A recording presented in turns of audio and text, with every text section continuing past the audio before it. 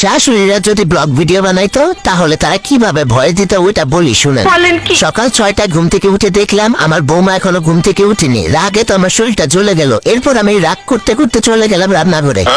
রান্নাঘরে গিয়ে কাজ কাম কিচ্ছু করলাম না, শুধু শুধু বাসনগুলোরে ধুমধাম করে ফেললাম, এখানে ওখানে আওয়াজ করলাম। তারপরও যদি দেখি নবাব জাতির ঘুম ভাঙে, কিন্তু ঘুমটা তার ভাঙেনি।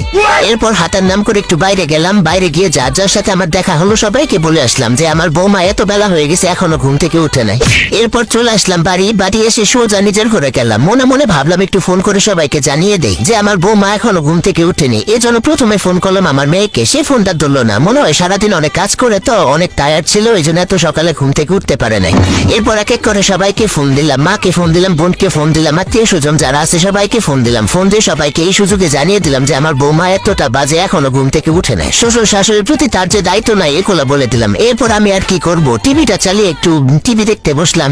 এরপর দেখলাম নবাবের বেটি ঘুম থেকে উঠলো। ঘুম থেকে উঠে আমাকে এক কাপ চা এনে দিল। চাটা খেলাম, চাটা অবশ্য ভালোই হয়েছিল, কিন্তু ভালো তো বলা যাবে না, তাহলে তো নবাবের বেটির আবার তেল বেড়ে যাবে।